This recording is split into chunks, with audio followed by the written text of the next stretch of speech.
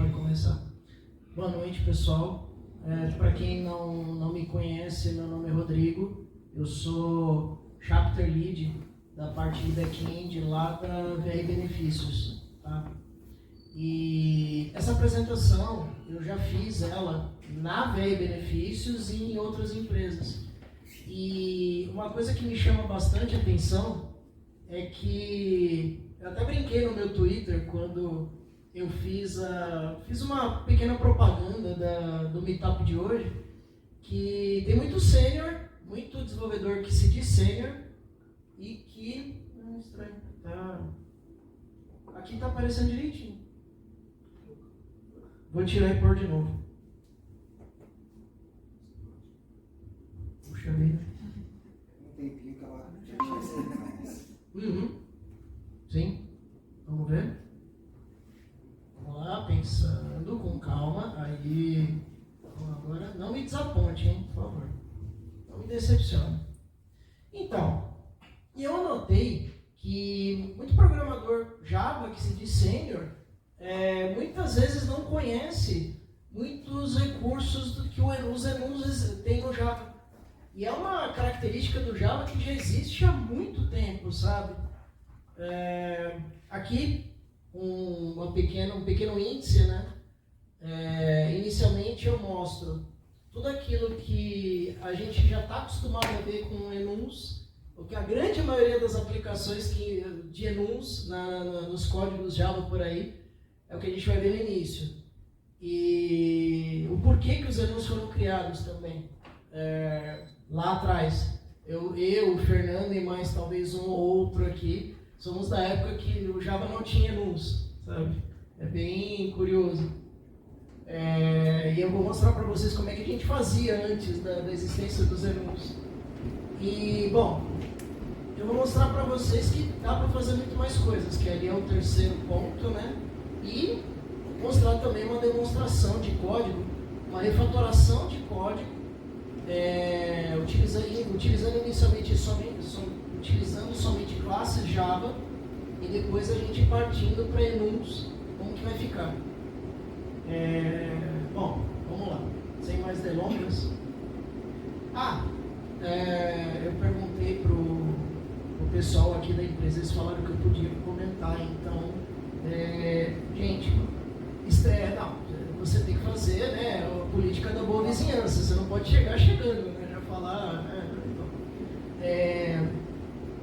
a VR Benefícios, ela foi muito conhecida lá no passado, justamente pelo nome VR, assim como Bombril, assim como Cotonete, tinha VR Benefícios. Com o tempo, entraram outras empresas, né, concorrentes, como Ticket Refeição, Sodexo, que já existiam, mas ganharam mais mercado. E até algumas mais modernas e mais recentes, como Flash, por exemplo. Essa é a verdadeira VR, digamos assim. O primeiro Vale Refeição foi da VR, por isso que tem o nome de VR. Foi também a primeira empresa a lançar cartões de Vale Refeição, Vale Alimentação. Eu sou da época, de novo, né, falando que eu sou velho de novo, eu sou da época que a gente recebia ticket de refeição de papelzinho, era um papel moeda, era uma barata, você recebia o papel moeda e ia lá e entregava para pagar. Você recebia um talãozinho, né, um carnezinho, e depois ia destacando. E a VR foi a primeira a lançar cartões, né, VR e VA. Então, por isso, a gente tem dentro da VR alguns desafios que eu brinco que são parecidos com desafios que a gente encontra nos bancões por aí, como Itaú, Bradesco. Claro, a gente não trabalha com COBOL, tá? Por favor, não é isso. Mas tem muito sistema legado lá dentro da VR. Tem muito sistema novo, tá? Bastante sistema novo, microserviços, RabbitMQ, AWS, todas as siglas aí que a gente está acostumado. Mas tem bastante sistema legado também. E o grande desafio hoje na VR é fazer com que esses sistemas legados comecem a trabalhar com tecnologias cada vez mais modernas. Não é que não temos tecnologias modernas, mas ainda tem softwares lá que... pensa no seguinte, talvez o sistema...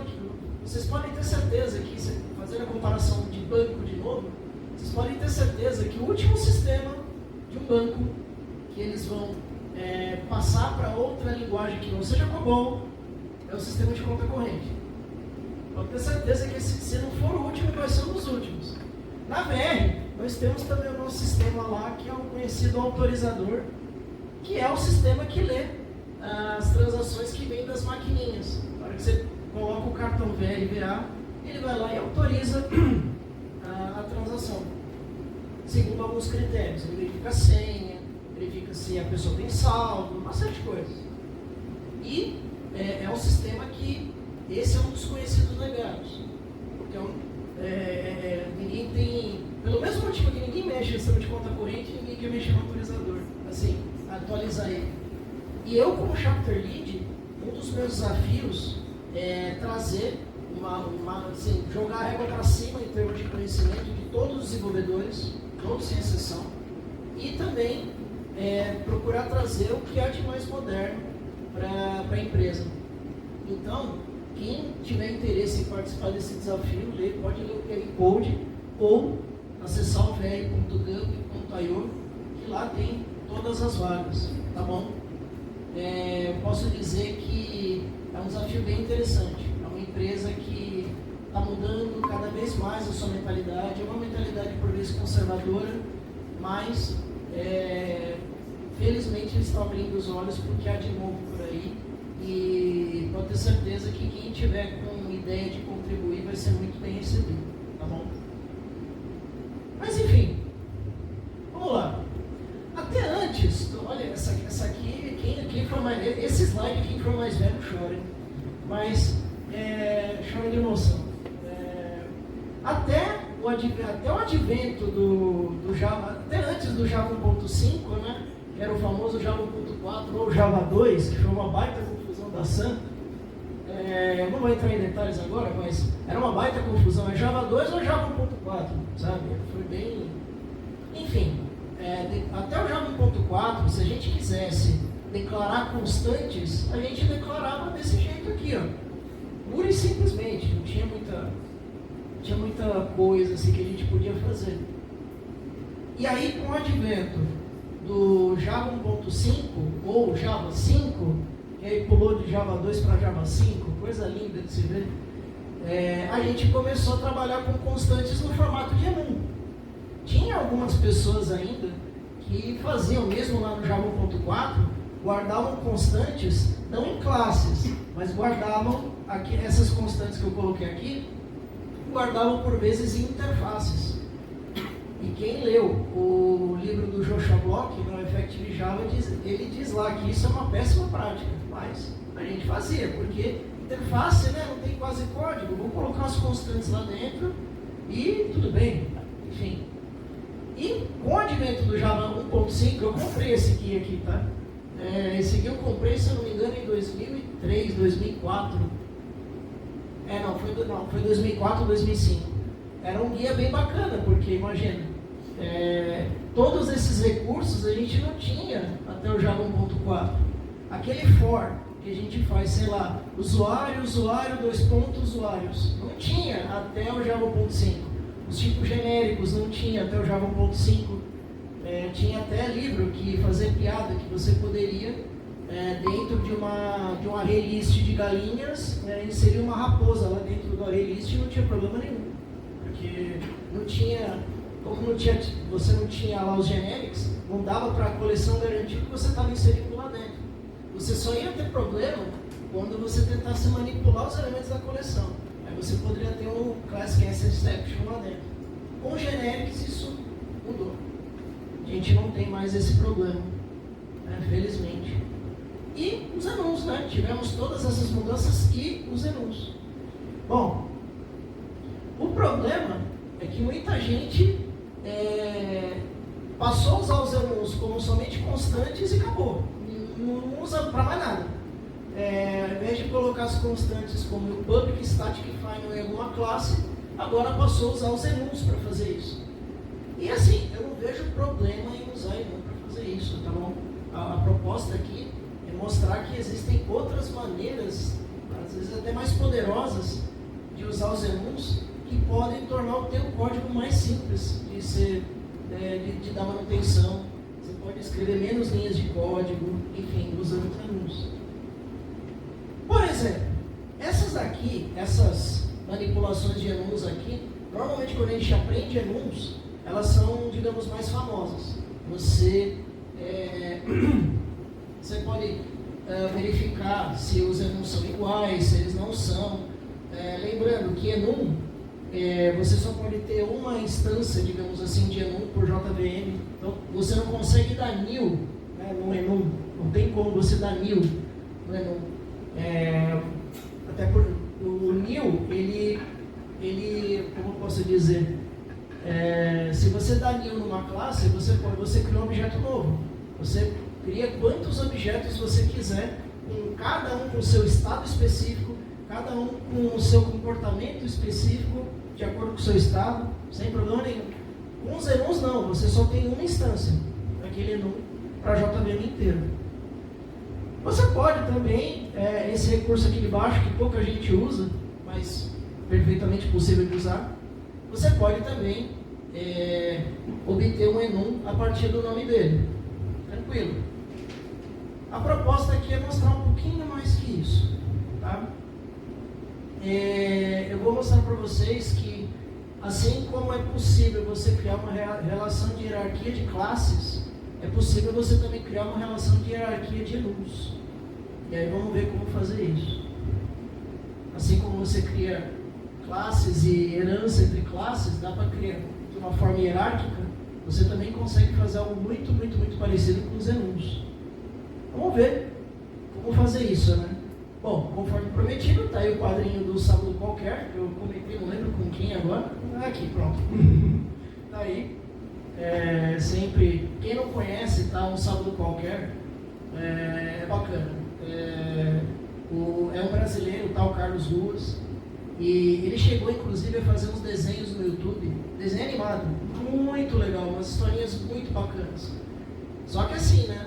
Ele teve que contratar dubladores para o desenho, acho que o custo acabou ficando muito alto, então ele acabou parando de colocar desenho no YouTube. Mas as historinhas é uma melhor que a outra, então recomendo. E é um humor assim que, eu estava até comentando agora há pouco aqui com o pessoal, ele toca num assunto bem curioso, que é o assunto da religião. Ele fala de todas as religiões, só que assim, não tem como você ficar chateado com ele, não tem como você ficar ofendido com ele, independente da sua religião, assim, é bem curioso. Como a pessoa consegue tocar num assunto tão delicado e mesmo assim não ofender ninguém, isso é bem legal. Opa, eu esqueci de mostrar aqui o que eu ia mostrar aqui, pronto. O diagrama não ficou muito legal, eu apliquei sombreamento, não ficou muito legal, mas acho que dá pra ver, dá pra ver sim. Então, aqui, diagrama de classes, né? Acho que a gente vê bastante na faculdade. Imagina que nós temos aqui um pedido com um valor específico, pedido da AWS, um pedido de um site de e-commerce qualquer, temos um pedido. E no pedido podem ser aplicados impostos nesse pedido. E cada imposto, digamos assim, que o imposto ele é uma interface, por isso que está até tentando. Eu tentei seguir aqui tudo que o ML disse, pode ser que eu tenha falhado em alguma coisa, tá, gente? Me perdoem se eu falei em alguma coisa, mas aqui é uma interface imposto e nós temos aqui uma relação de herança entre os possíveis impostos aqui, que todos implementam a interface imposto. Então, para que você consiga aplicar a um imposto, basta que você aplique ou o ISS aqui, ou o PIS, ou o ICMS. Esses três pontinhos aqui indicam varargs, que foi uma lista de argumentos variáveis, né? Que também veio depois do Java 5. Antes do Java 5 a gente também não tinha isso. Então foi bem legal. Enfim, vamos para o código. Vou colocar aqui. Aqui foram coloquei testes unitários para todas as classes, tá? Deixa eu só sair aqui do... aqui. sair rapidamente do modo de apresentação, só para poder mostrar para vocês algumas classes, mostrar a estrutura do projeto. Eu sei que está um pouco pequeno, mas vamos ver se dá para entender. Lembra, assim, a estrutura de classes é aquela que nós vimos, temos o pedido e os impostos, e tem testes unitários para cada uma das classes, tá? Então, se eu quiser calcular aqui, deixa eu mostrar aqui para vocês rapidamente. Se eu quiser calcular aqui fazer o cálculo de ISS, coloquei aqui R$100, um real de imposto, né, que ele diz que ele aplica R$1 em cima do valor do pedido, e assim que ele aplica R$100, o valor do pedido de R$100 dentro do ISS, você tem aqui R$1 de imposto a ser calculado. Isso para todos os impostos, tá? Todos os impostos passam por essa maneira de calcular. E aí, na classe pedido, deixa eu abrir ela aqui. Vou colocar aqui. Modo de apresentação, pronto. E aí, quando você aplica imposto, você tem o total do pedido e o total mais as taxas. Então, você tem o preço sem imposto do pedido e o preço com imposto. Uma vez que você passa os impostos, aqui eu trabalhei com string, né, e com lâminas, e consigo calcular o total com impostos, o total do pedido e o total com impostos. E toda vez, quando eu chamo esse método aplicar, ele calcula o total mais taxas. Deu para entender até aí? Tranquilo, né? Legal. Agora eu vou fazer o seguinte. Deixa eu ver aqui. Eu vou ter que aparência. Vou ter que sair um pouquinho do modo de apresentação rapidamente. Lembrando, a interface imposto só tem aquele método aplicar, tá? Curiosidade, alguém lembra, melhor dizendo, como aumentar a fonte do IntelliJ? Não. Então vamos assim. A gente sempre pensa em alguma coisa, coma demais, vamos tentar. Acho que você tem que setar uma configuração para depois usar o comando. Tudo bem. Vamos assim. A interface imposto ela só tem aquele método aplicar. Agora, eu vou fazer o seguinte, eu vou criar aqui algo diferente. Eu vou criar aqui e depois eu aumento a fonte para vocês poderem ver melhor, tá bom?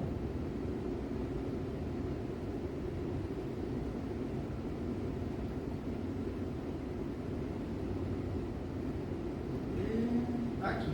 Pronto. Deixa eu colocar aqui de volta, aparência, modo de apresentação. Pronto. Tá aí. Eu criei um enum. Dá para enxergar, gente? Tá dando para enxergar de boa? Eu criei um imposto enum. Como eu falei para vocês, dá para a gente fazer uma hierarquia de enuns muito semelhante a uma hierarquia de classes. Ao mesmo tempo, eu vou fazer aqui uma refatoração do enum que faça com que aquela interface imposto seja implementada por enum. Mas como fazer isso? Bom, como é que a gente implementa a interface? Vai, implements imposto. Imposto. Beleza. IntelliJ vai reclamar, claro. Eu posso até implementar os métodos aqui, que aplicar. Só que assim, cada imposto tem a sua forma de calcular. Se vocês pegarem aqui, deixa eu pegar, já sei o que eu vou fazer. Para ficar mais fácil de todo mundo ver os códigos, já que no IntelliJ a gente não consegue aumentar, ou lembra como faz para aumentar? Eu coloquei o código no GitHub, tá? Depois eu vou passar o QR Code para vocês, tá bom? Vou colocar aqui.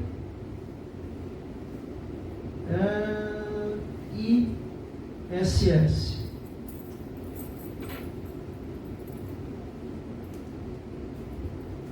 Esse é o seu aumento. Aí. Tá vendo? O cálculo de ISS é 1% sobre o valor.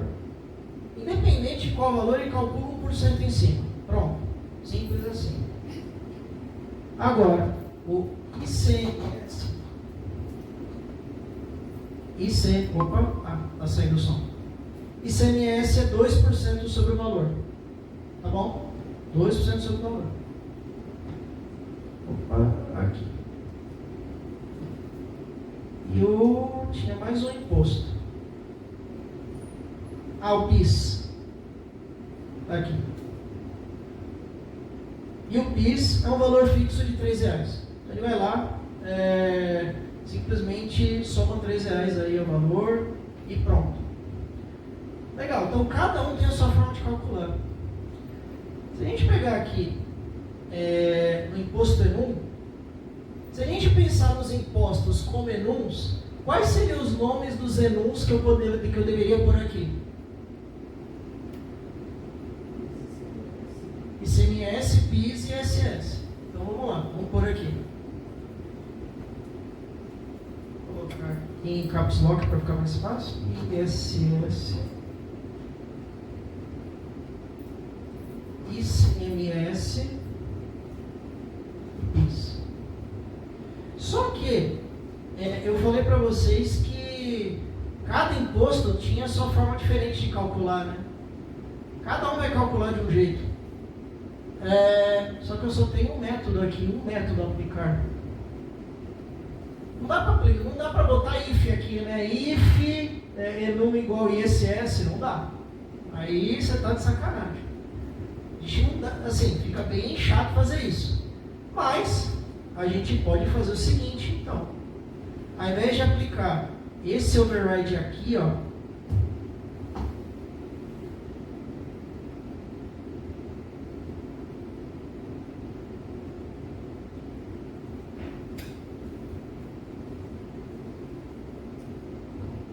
a gente aplica aqui. Ao invés de colocar o override, né, a implementação do método valor, ao invés de a gente colocar direto no imposto ENUM, a gente pode colocar nos filhos de ENUM, Repara que eu estou fazendo uma hierarquia muito parecida com a que eu fiz com classes. A diferença é que agora eu estou fazendo com ENUMs. Olha lá, coloquei aqui ISS, vou colocar aqui também ICMS.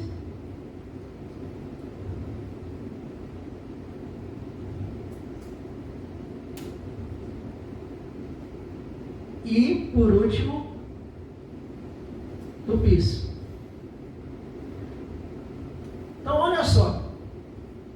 Eu tinha que trabalhar com uma interface imposto e 3 classes, ISS, ICMS e PIS. Com o recurso dos ENUMs, com esse recurso, eu trabalho com um arquivo só. Trabalho só com o imposto ENUM. E aí, o que eu posso fazer? Eu posso agora verificar quais são os cálculos. Vamos pegar aqui o cálculo de PIS. Return Value of 3. Então, o PIS está aqui, ó.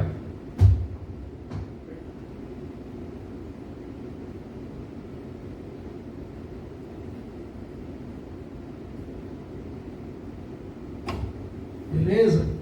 Agora eu vou fazer a mesma coisa lá com os demais impostos. ICMS. Cálculo de ICMS.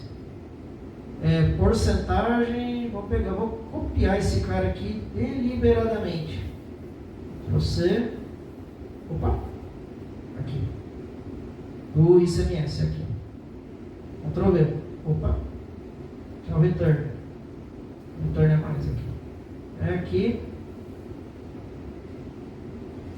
É um método calculador que verifica a porcentagem, nada demais, tá? É só um método utilitário para não ficar repetindo o cálculo de porcentagem. Como tanto o ICMS quanto o ISS usam cálculo de porcentagem, eu só encapsulei o cálculo de porcentagem dentro da classe calculadora.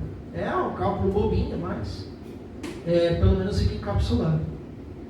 Então, porcentagem aqui é de 1% sobre o valor. Então, porcentagem aqui do ISS, 1% sobre o valor. É isso. E aqui, Alt Enter, né, para ele colocar os importes direitinho. Aqui o que aconteceu?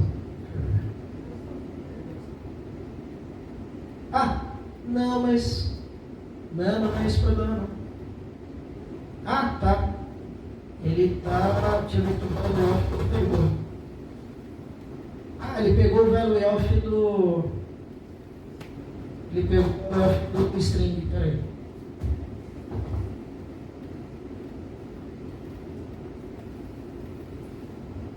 Agora está correto. Big Decimal Value F2. Gente, agora que já fizemos isso com os enums, eu posso... Lembra que eu falei para vocês que tinha uma classe de teste para cada um dos impostos? Para o cálculo de cada um dos impostos? Eu posso agora fazer o seguinte.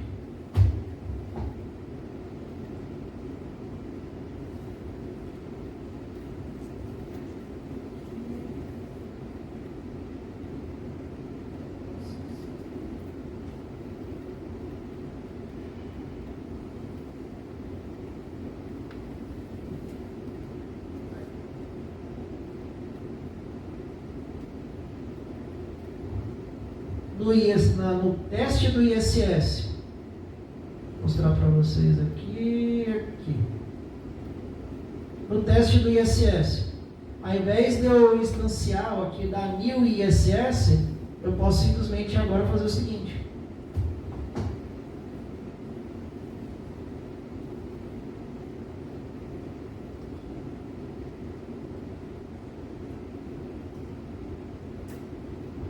Mesma coisa eu posso fazer nos demais testes. Deixa eu só rodar esse aqui, ver se não quebrou nada, né? Não custa.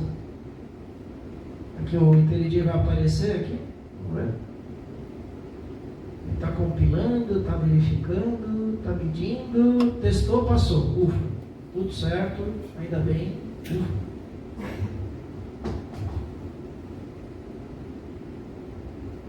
Para refatorar aqui, né? Vou dar um inline aqui. Assumir com essa variável. Pronto. Diminuiu mais ainda o código. Vou fazer a mesma coisa nos demais testes, tá bom?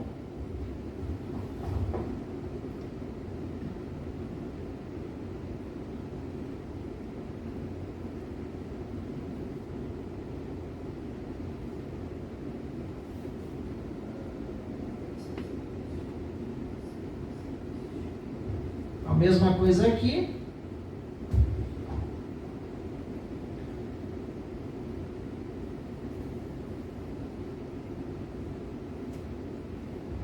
Só para mostrar para vocês, tá? Assim, vai ser uma refatoração bem parecida com o que eu fiz no outro, no teste do outro imposto, tá? De qualquer forma, eu vou rodar ele aqui, né? Vai que deu problema. Não deu problema, ainda bem. Vou dar um inline também, para assumir com a variável, diminuir mais ainda o código. Tem o cálculo do PIS ainda, mas o cálculo do PIS vai seguir algo muito parecido. Tá? A mesma alteração que eu fiz nos testes aqui de ICMS e ISS é a mesma coisa. Por último, resta a pedido teste. Essa eu gostaria de mostrar para vocês um pouco melhor. Modo de apresentação aqui. Aí, eu criei um pedido, passei um valor para ele de R$100 para cada teste, e aí aplico um imposto, teste de aplicação de um imposto, teste de aplicação de 2 impostos e teste de aplicação de todos os impostos. Aí aqui, no aplicar, percebe, eu estou instanciando ainda os caras, né? Estou instanciando ainda aqui. Ao invés de instanciar os impostos, eu posso simplesmente passar os enums. Como tanto os enums quanto os impostos utilizam a mesma interface, não tem que dar erro de compilação, né? O aplicar ali recebe imposto, interface imposto, não importa se é NUM, se é classe, quem que está implementando a interface recebe imposto. Então vamos ver como é que fica.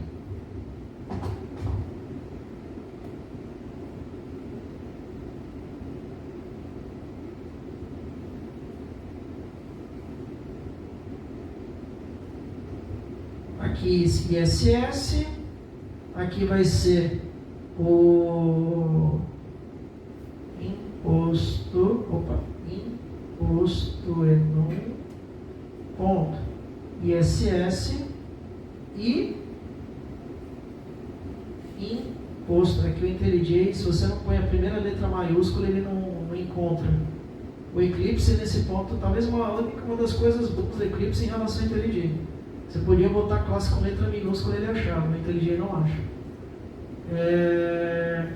Não, aqui são só 2 impostos. E aqui por último são os 3. Imposto. Vou botar aqui, INSS, para facilitar a digitação.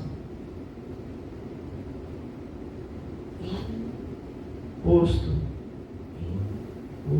enum ponto ISS imposto enum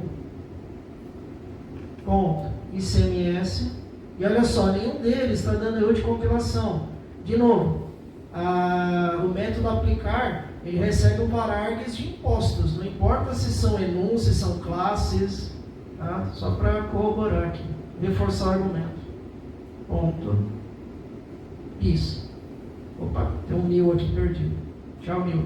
Pronto. Vou rodar aqui todos os testes.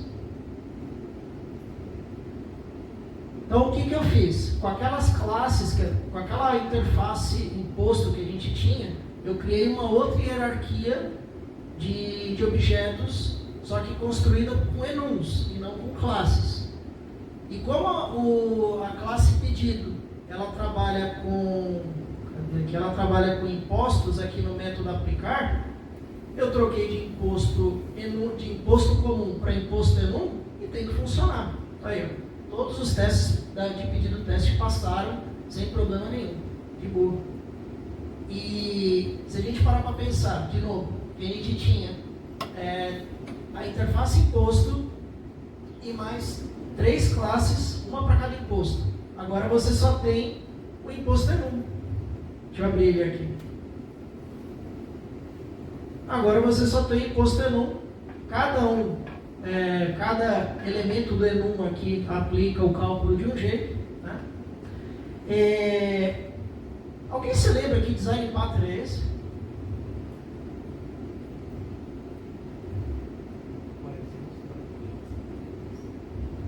Strategy?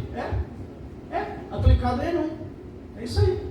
Ao invés de você trabalhar com várias classes, lá na VR a gente passou por um problema parecido. A gente tem sistemas de simulação lá dentro, onde o cliente RH ele pode simular a compra de cartão VR, cartão VA, e aí mostra todas as taxas e tarifas que podem estar submetidas àquele pedido. E aí, se o cliente RH concordar, ele faz a compra dele de cartão VR. A primeira compra, já pode fazer até o primeiro pedido de carga de cartão. Uma boa. E a gente não tinha apenas 3 taxas, a gente tinha quase 30 taxas e tarifas diferentes. Se a gente fosse fazer para cada taxa ou tarifa fazer uma classe, ia ser 30 classes a mais. Por volta de 30 classes a mais. Com o recurso dos enums, a gente fez uma classe só. Com esse recurso aqui, ó. A gente fez uma classe só. E agora, se a gente quiser, eu não vou fazer isso agora, tá? Mas a gente pode agora, se a gente quiser, eliminar aquela interface imposto e trabalhando só com os enums aqui.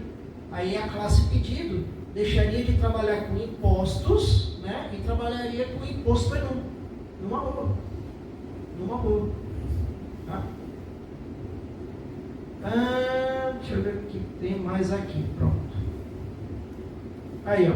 tínhamos 3 classes, agora temos 3 classes de imposto, agora só tem um, que é o ENUM. E tem, né, por último, aqui também algo que por vezes é citado quando a gente está aprendendo ENUMs, né, o ENUM 7. Você pode montar conjuntos diferentes, né, com a classe ENUM 7. E ela tem uns métodos utilitários bem interessantes, né, o complemento de conjunto, no ENUM 7 de um conjunto, de um número específico de elementos de mesmo tipo, enfim, tem bastante a ver com ENUM, embora não seja a classe ENUM, né? É a classe ENUM 7, mas tem muito a ver com ENUM, até porque visa ser um conjunto de ENUMs diferentes, tá? Vale muito a pena, principalmente quando a gente está trabalhando com testes unitários. Esses métodos utilitários de ENUM aqui são bem interessantes. Dá para montar uns cases bem bacanas, quando você conhece bem essa classe. E tá tudo, gente, desde a versão 1.5 do Java, esses recursos. O código, para quem tiver interesse em olhar esse código, aquele que eu abri agora no GitHub, ele está nesse QR Code, também está nesse GitHub aqui. E eu coloquei na branch master do projeto, eu coloquei o código como a gente começou a apresentação hoje. Do jeito que está, como começou a apresentação hoje.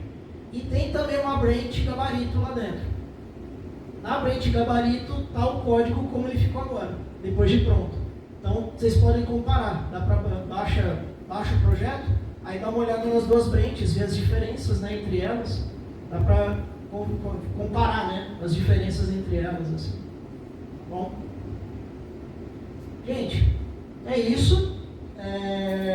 Eu espero que se para alguns foi novidade, eu já fico feliz, mas assim, é um recurso que eu já uso, eu particularmente usei um tempão nos ENUMs, né? E acredito que muitos, como eu falei, muitos que se dizem até sêniores, eu não estou questionando a senioridade da pessoa, longe disso. Mas muitos que se dizem até sêniores não conhecem esses truques dos ENUMs. E vocês verem, né, diminui bastante o código, fica limpinho o código, dá para testar tranquilo. Enfim, essas são minhas redes sociais, quem quiser me seguir aí, e no mais, obrigado.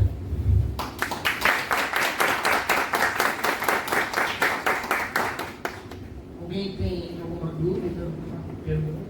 Quer fazer?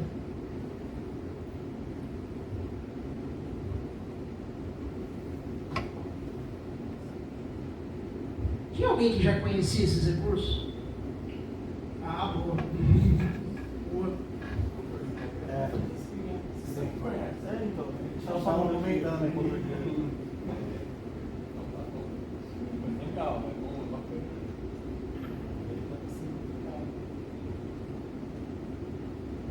Pois é o que eu falei. Se você quer trabalhar com strategy, né, e objetos que não guardam estado, né, principalmente, que nem um objeto que calcula, ele não tem que guardar estado de nada. Pode ser uma boa pedida. Se você tem uma strategy com muitas implementações, pode ser uma boa pedida ainda. Agora, se o objeto guarda estado, aí não dá para fazer, aí não tem como trabalhar com os ENUMs. Mas se é um objeto que não tem estado, puxa, demorou.